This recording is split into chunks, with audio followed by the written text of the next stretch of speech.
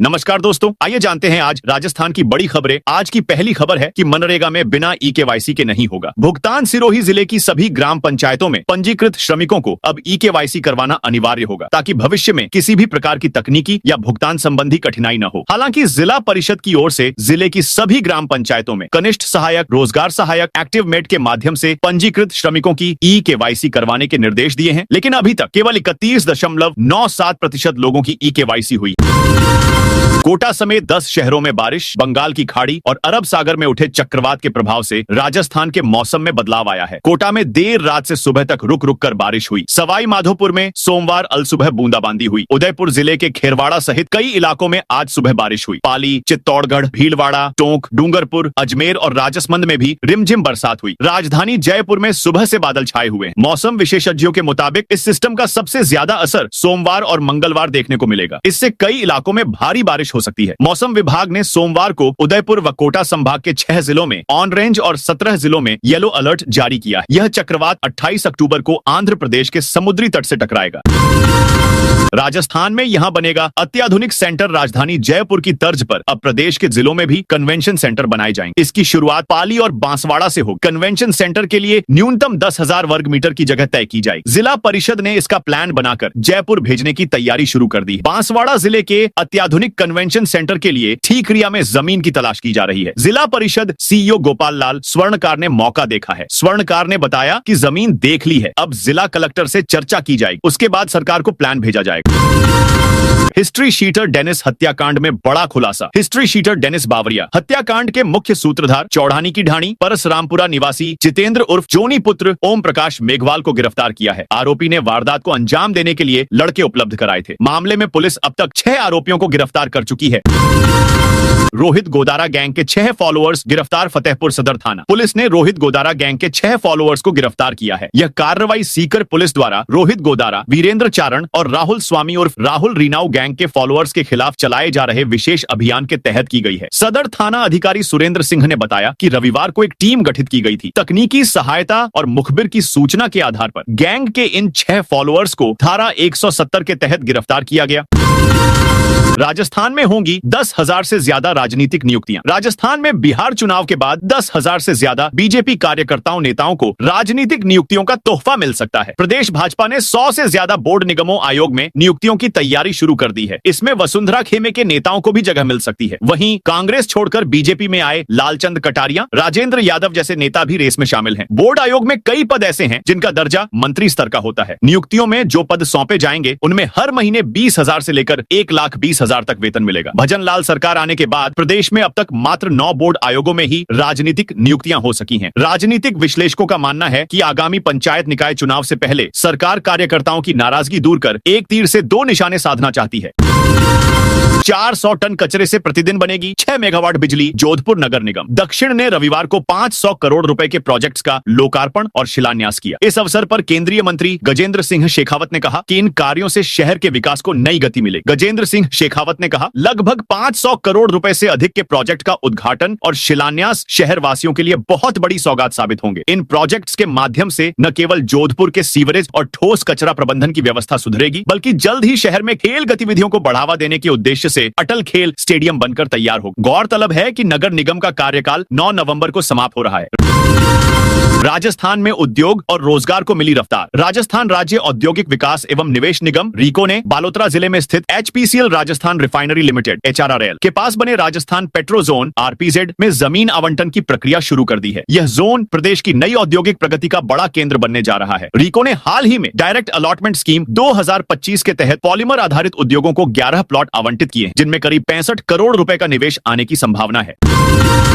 जैसलमेर से अब रोज उड़ेंगी 6 फ्लाइटें। जैसलमेर का सिविल एयरपोर्ट रविवार जितना व्यस्त संभवतः कभी नहीं रहा। देश के 4 महत्वपूर्ण शहरों के लिए विमानों ने लैंडिंग और टेक ऑफ किया। इंडिगो एयरलाइंस की ओर से जयपुर, मुंबई और बेंगलुरु के लिए नियमित उड़ान सेवाओं का आगाज किया गया। वहीं इंडिगो के साथ एयर इंडिया ने राष्ट्रीय राजधानी दिल्ली के लिए कुल 3 उड़ानों का संचालन रविवार को किया। सुबह से शाम तक जैसलमेर एयरपोर्ट पर विमानों की आवाजाही के चलते यात्रियों के आने व जाने का सिलसिला बना रहा। इससे जैसलमेर के पर्यटन के नए आयामों को छूने की उम्मीद बनी है। साथ ही सैन्य क्षेत्रों के अलावा स्थानीय बाशिंदों और अन्य उद्योगों में काम करने वाले लोगों को अब जैसलमेर देश के किसी भी कोने से दूर नहीं लगेगा। जयपुर वासियों के लिए आई बड़ी खुशखबरी। राजधानी जयपुर में मेट्रो विस्तार को जल्द पंख लगने वाले हैं। दिसंबर के अंत तक या अगले वर्ष जनवरी के पहले सप्ताह में मेट्रो फेज 2 का काम शुरू होने की उम्मीद है। Rajasthan metro rail corporation limited ने इसके लिए निविदा जारी कर दी है। पहले चरण में काम के लिए 1145.14 करोड़ रुपए खर्च होने का अनुमान है और इसे करीब 34 माह में पूरा किया जाएगा। करीब 11 किलोमीटर में 10 एलिवेटेड मेट्रो स्टेशन बनाए जाएंगे। माना जा रहा है कि जयपुर में मेट्रो फेज 2 का काम 6 से 7 चरणों में पूरा होगा।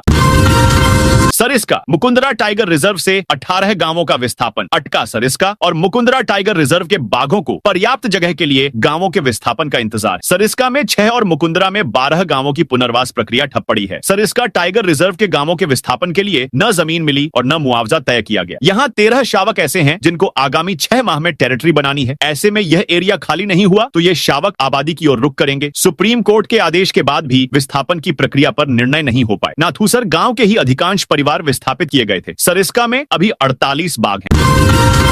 प्रदेश में स्कूलों के दूध पाउडर पर सख्ती। मिड डे मील योजना के तहत विद्यार्थियों को वितरित किए जाने वाले दूध पाउडर में गड़बड़ी की लगातार मिल रही शिकायतों पर अब शिक्षा विभाग सख्त हो गया है। इस संबंध में मिड डे मील योजना के आयुक्त विश्व मोहन शर्मा ने प्रदेश भर के पीईओ, प्रधान ब्लॉक शिक्षा अधिकारी और यूसीईओ, अपर ब्लॉक शिक्षा अधिकारी को स्पष्ट निर्देश जारी किए हैं कि वे अपने क्षेत्राधिकार के कम से कम 2 विद्यालयों का निरीक्षण करें तथा अपने अधीनस्थ सभी स्कूलों में दूध पाउडर स्टॉक का भौतिक सत्यापन अनिवार्य रूप से करवाएं। आयुक्त शर्मा ने निर्देश दिए हैं कि सत्यापन के दौरान किसी भी प्रकार की अनियमितता पाए जाने पर संबंधित अधिकारी या संस्था के विरुद्ध कठोर अनुशासनात्मक कार्रवाई की जाएगी। इस अभियान के तहत प्रदेश के सभी जिलों में स्कूल स्तर पर जांच की जाएगी।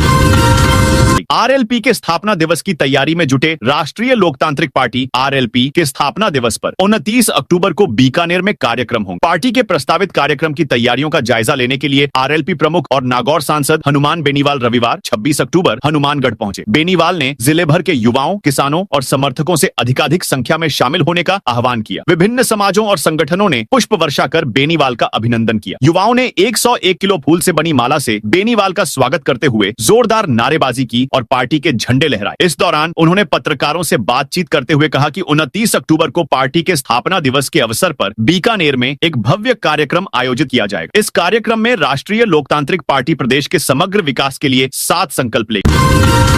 कृषि मंत्री पर जमकर बरसे हनुमान बेनीवाल। आरएलपी सुप्रीमो और नागौर सांसद हनुमान बेनीवाल कृषि मंत्री किरोड़ी लाल मीणा पर बरसे। उन्होंने कैबिनेट मंत्री के छापों का जिक्र करते हुए पूछा कि जहां उन्होंने छापेमारी की थी उसका रिजल्ट क्या रहा। नकली खाद के मुद्दे पर किरोड़ी लाल मीणा की कार्यवाही पर कहा कि उनके छापों के कारण आधे लोगों ने तो खाद डालना छोड़ दिया ताकि खाद कहीं नकली न हो। उन्होंने यहां तक कहा कि किरोड़ी लाल मीणा न नकली खाद रोक सकते हैं और न ही बीज। किरोड़ी लाल मीणा का मकसद लोगों को डराना है। मेरे साथ उन्होंने खूब लड़ाइयां लड़ी है, लेकिन मुझे दुख इस बात का है कि वह लोगों को बरगला रहे हैं। 1 नवंबर से शुरू होगा शादी सीजन। देवउठनी एकादशी से देश में शादियों की धूम शुरू होने जा रही है। लगभग 4 महीने के बाद एक बार फिर शहनाई की गूंज होगी। 6 जुलाई को देव सोनी एकादशी के बाद से ही शादियों के सावे बंद हो गए थे। अब 1 नवंबर को देव उठनी एकादशी से फिर से शादियों की शुरुआत होगी। 1 नवंबर से 15 दिसंबर तक सावों की भरमार है। इसके बाद 15 दिसंबर से 14 जनवरी तक मलमास में शादियों के मुहूर्त नहीं है। इस 1.5 महीने में 13 प्रमुख शादियों के मुहूर्त हैं। इनमें भी 1 नवंबर को देव उठनी एकादशी का मुहूर्त अबूझ सावा माना जाता है। इसीलिए इस दिन करीब 30,000 शादियां प्रदेश में होंगी। बाड़मेर में जमीन विवाद पर रोका अंतिम संस्कार। बाड़मेर में रविवार रात एक युवक का शव लेकर उसके परिजन व कालबेलिया समाज के लोग मुख्य सड़क पर रखकर प्रदर्शन करने लगे। मौके पर एडीएम, एसपी समेत 4 थानों की पुलिस मौके पर पहुंची। परिजनों का आरोप है कि लंबे समय से श्मशान भूमि पर अंतिम संस्कार करते आए, लेकिन अब वन विभाग ने जमीन की बाउंड्री करवाकर बंद कर दी। अंतिम संस्कार नहीं होने दे रहे हैं। मामला बाड़मेर शहर शास्त्री नगर मार्ग के पास रविवार रात करीब 10 बजे का है। प्रशासन की ओर से करीब 1 घंटे तक बार बार समझाइश की गई। उचित मूल्य दुकानों के लिए साक्षात्कार आज से शुरू। डीडवाना कुचामन जिले में सार्वजनिक वितरण प्रणाली के तहत रिक्त और नवसृजित उचित मूल्य दुकानों के आवंटन की प्रक्रिया अंतिम चरण में पहुंच गई है। जिला रसद कार्यालय डीडवाना कुचामन द्वारा जारी विज्ञप्ति के अनुसार इन दुकानों के आवंटन के लिए पात्र आवेदकों के साक्षात्कार 27 अक्टूबर से शुरू होंगे।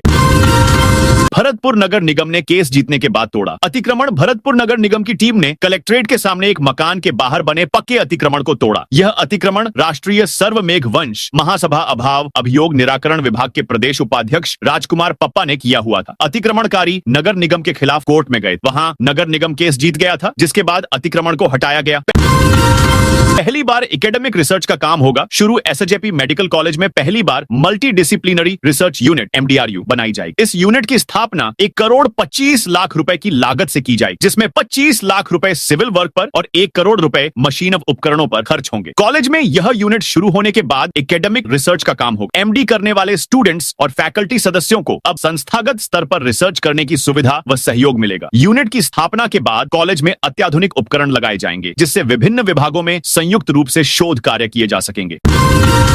अर्धवार्षिक परीक्षा से पहले विद्यालयों को नहीं मिलेंगे व्याख्याता। दीपावली अवकाश के बाद राज्य के स्कूल वापस शुरू हो चुके हैं। अगले महीने 20 नवंबर से अर्धवार्षिक परीक्षाएं प्रस्तावित हैं, लेकिन DPC में हो रहे विलंब के चलते अर्धवार्षिक परीक्षा से पहले राज्य के उच्च माध्यमिक स्कूलों को व्याख्याता मिलना संभव नजर नहीं आ रहा है। शिक्षा विभाग में वरिष्ठ अध्यापक से व्याख्याता पदों की DPP पिछले 3 साल से बकाया है। वहीं 11,000 से अधिक व्याख्याताओं को पदोन्नत कर वाइस प्रिंसिपल बनाया जा चुका है। हालांकि पदोन्नत वाइस प्रिंसिपल को अभी तक नए स्थान पर ज्वाइनिंग नहीं दी गई है, लेकिन व्याख्याताओं की बकाया DPC के चलते 11वीं 12वीं के विद्यार्थियों का शिक्षण कार्य प्रभावित हो रहा है।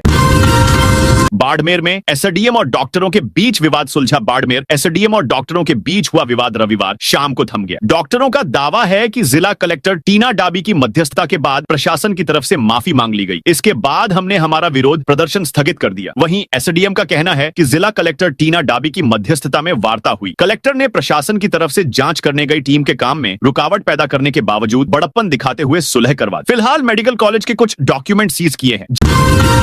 झालावाड़ में 2 पुलिस थानों के भवन बदले। झालावाड़ में 2 पुलिस थानों के भवन बदले गए हैं। 27 अक्टूबर से झालावाड़ कोतवाली और महिला थाने का स्थान परिवर्तन किया जाएगा। यह निर्णय झालावाड़ कोतवाली के प्रशासनिक भवन की अपर्याप्तता और पुलिस बल की संख्या के अनुसार जगह की कमी के कारण लिया गया है। साथ ही कस्बे के संवेदनशील और प्रमुख स्थानों तक त्वरित पहुंच में भौगोलिक दूरी बाधा बन रही। अनुमति मिलने के बाद थाना कोतवाली झालावाड़ को महिला थाना झालावाड़ के नए प्रशासनिक भवन में स्थानांतरित किया जाएगा। वहीं महिला थाना झालावाड़ अपूर्व में स्थित थाना कोतवाली झालावाड़ के प्रशासनिक भवन से संचालित होगा। बिहार चुनाव में गहलोत पायलट कांग्रेस के स्टार प्रचारक। बिहार विधानसभा चुनाव के लिए कांग्रेस ने अपने 40 स्टार प्रचारकों में राजस्थान के 3 नेताओं को भी शामिल किया है। इनमें पूर्व CM अशोक गहलोत, राष्ट्रीय महासचिव सचिन पायलट और Congress communication cell in charge Pawan Khera का नाम शामिल है। अशोक गहलोत बिहार चुनाव के लिए कांग्रेस के सीनियर ऑब्जर्वर हैं। गहलोत महागठबंधन की तरफ से चुनावी रणनीति और समन्वय की जिम्मेदारी भी संभाल रहे हैं। दिल्ली में PM मोदी से मिले CM भजनलाल। मुख्यमंत्री भजनलाल शर्मा आज दिल्ली दौरे पर हैं। CM भजनलाल ने PM आवास पहुंचकर प्रधानमंत्री नरेंद्र मोदी से मुलाकात की। इस दौरान दोनों नेताओं के बीच करीब 1 घंटे तक कई अहम मुद्दों पर चर्चा हुई। इसके अलावा CM भजनलाल का कई नेताओं ने मिलने का कार्यक्रम है। दिल्ली पहुंचते ही राजस्थान के CM भजनलाल सोमवार को PM आवास पहुंचे और PM मोदी से मुलाकात की। दिवाली के बाद CM भजनलाल की PM मोदी के साथ हुई पहली मुलाकात करीब 1 घंटे तक चली। बीजेपी के बाकी रामपाल मेघवाल समेत 5 ने वापस लिया पर्चा। राजस्थान में 12 जिले की अंता विधानसभा सीट पर 27 अक्टूबर को नामांकन वापसी के साथ उपचुनाव की स्थिति साफ हो गई है। आखिरी दिन बीजेपी के पूर्व विधायक रामपाल मेघवाल समेत 5 ने अपना नामांकन वापस ले लिया। नाम वापसी का समय सोमवार दोपहर 3 बजे तक था। अब 15 प्रत्याशी मैदान में हैं। इस सीट पर 11 नवंबर को वोटिंग होगी और 14 नवंबर को वोटों की गिनती होगी। रिजल्ट आएगा। अंता में आमतौर पर बीजेपी और कांग्रेस के बीच मुकाबला देखने को मिलता है, मगर कांग्रेस से बागी होकर नरेश मीणा ने निर्दलीय ताल ठोककर उपचुनाव को त्रिकोणीय बना दिया है। यहां अब कांग्रेस से प्रमोद जैन भाया, बीजेपी से मोरपाल सुमन और निर्दलीय नरेश मीणा के बीच मुकाबला देखा जा रहा है। राजस्थान के सरकारी निजी स्कूलों में एक जैसी होगी यूनिफॉर्म। शिक्षा मंत्री मदन दिलावर ने कहा है कि हमने तय किया है, सरकारी व निजी स्कूलों की यूनिफॉर्म अब एक ही होगी, उसमें टाई की कोई जगह नहीं। आगे चलकर हम टीचरों की यूनिफॉर्म भी तय करने वाले हैं। अध्यापकों का भी ID कार्ड होगा। सभी विद्यार्थियों के लिए भी परिचय पत्र अनिवार्य लागू किया जाएगा। इसके साथ मदन दिलावर ने कहा, अब शिक्षा विभाग का शैक्षिक सत्र 1 अप्रैल से चालू होगा, ताकि बच्चों को समय पर किताबें मिल जाएंगी। उन्हें गर्मियों की छुट्टियों में पढ़ने का समय मिल जाएगा। अभी तक शिक्षा सत्र 1 जुलाई से शुरू होता था। मदन दिलावर कोटा यूनिवर्सिटी में मीडिया से बात कर रहे थे। चुनाव प्रचार में अब AI या डिजिटल संशोधित सामग्री की लेबलिंग अनिवार्य। गाइडलाइन जारी निर्वाचन आयोग ECI ने राज्यों में चुनावों के दौरान कृत्रिम रूप से निर्मित जानकारी और AI से निर्मित सामग्री के बढ़ते दुरुपयोग को रोकने के लिए सभी राजनीतिक दलों, प्रत्याशियों और उनके प्रचार प्रतिनिधियों के लिए गाइडलाइन जारी की है। आयोग ने इस संदर्भ में सर्कुलर जारी कर कहा है कि इस तरह की चुनाव सामग्री से चुनावी अखंडता, मतदाता के विश्वास और समान अवसर के सिद्धांतों के लिए गंभीर खतरा बनने की आशंका है। आयोग का कहना है कि तकनीक तकनीकी साधनों से तैयार या संशोधित की गई कृत्रिम प्रचार सामग्री वास्तविकता का भ्रम पैदा करती है, जिससे मतदाता गुमराह हो सकते हैं और चुनावी प्रक्रिया की निष्पक्षता प्रभावित हो सकती है। इसी को ध्यान में रखते हुए आयोग ने संविधान के अनुच्छेद 324 के तहत अपने अधिकारों का उपयोग करते हुए गाइडलाइन जारी की है। भीलवाड़ा में 4 लेन का बनेगा एलिवेटेड रोड। 5 लाख की आबादी और वाहनों के बढ़ते ग्राफ से जाम के हालात से जूझ रहे शहर को अब एलिवेटेड रोड परियोजना से राहत की उम्मीद है। नगर विकास न्यास योजना को अमली जामा पहनाने के लिए फिजिबिलिटी रिपोर्ट को राज्य सरकार से स्वीकृति दिलवा चुकी है। जरूरत अब विस्तृत परियोजना रिपोर्ट DPR को राज्य सरकार से मंजूरी दिलाने की है। राजस्थान के दौसा जिले को एक और एक्सप्रेसवे की सौगात। दिल्ली मुंबई एक्सप्रेसवे और बांदीकुई जयपुर एक्सप्रेसवे के बाद राजस्थान के दौसा जिले को एक और एक्सप्रेसवे की सौगात मिलने जा रही है। नया ग्रीनफील्ड एक्सप्रेसवे ब्यावर से भरतपुर तक प्रस्तावित है। ब्यावर से भरतपुर तक 324 किलोमीटर लंबा यह एक्सप्रेसवे जिले के लालसोट उपखंड के 28 गांवों से गुजरेगा। इस एक्सप्रेसवे के निर्माण से लालसोट क्षेत्र में रोड कनेक्टिविटी और अधिक बेहतर होगी। नए ग्रीनफील्ड एक्सप्रेसवे के निर्माण से लालसोट से भरतपुर होकर उत्तर प्रदेश, उत्तराखंड सहित उत्तरी भारत के साथ ब्यावर अजमेर होते हुए गुजरात तक आना जाना और अधिक सुगम हो जाएगा।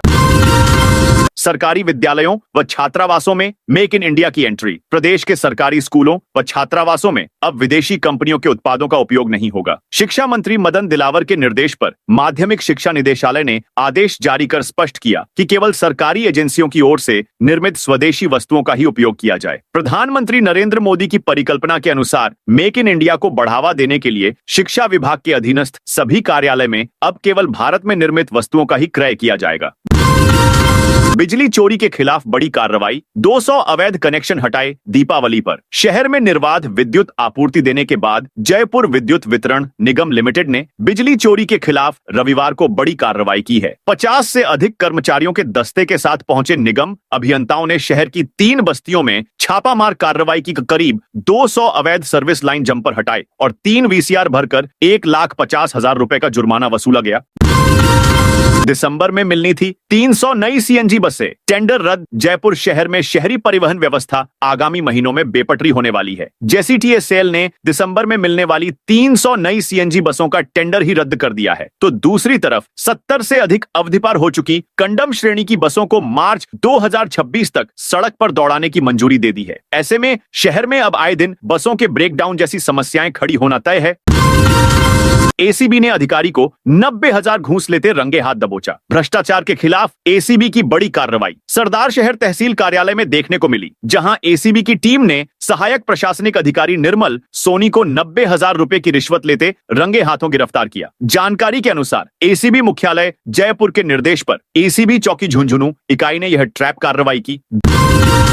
2 दिन में ही बदला कर्मचारी चयन बोर्ड का सचिव। राज्य सरकार ने 17 RAS अफसरों के तबादले किए हैं। सरकार ने शनिवार को भी 67 RAS अफसरों के तबादले किए थे। कर्मचारी चयन बोर्ड के सचिव का फिर तबादला कर दिया है। 2 दिन पहले दिनेश शर्मा को कर्मचारी चयन बोर्ड सचिव लगाया था। अब दिनेश शर्मा का तबादला बीज निगम MD के पद पर कर उनकी जगह प्रीति माथुर को कर्मचारी बोर्ड सचिव बनाया है। दौसा जिला परिषद CEO कैलाश चंद शर्मा को MDS यूनिवर्सिटी अजमेर के रजिस्ट्रार पद पर तबादला किया है। 15 किलो प्याज की माला पहनकर पहुंचा पार्षद अलवर। जिला परिषद की बैठक 1 घंटे 15 मिनट बाद स्थगित हो गई। मीटिंग में कांग्रेस पार्षद संदीप कुमार 15 किलो प्याज की माला पहनकर पहुंचे, जबकि कांग्रेस के ही पार्षद जगदीश जाटव हाथ में कटोरा लिए हुए थे। जिला प्रमुख बलवीर छिल्लर की अध्यक्षता में सुबह 11:30 पर शुरू हुई थी। बैठक की शुरुआत में ही हंगामे के आसार नजर आने लगे थे। मीटिंग में कुल 48 पार्षदों में से केवल 19 पार्षद ही उपस्थित थे, जबकि कोरम पूरा करने के लिए कम से कम 26 पार्षदों का होना अनिवार्य था। इस वजह से मीटिंग स्थगित कर दी गई। अब अगली मीटिंग 7 नवंबर को होगी।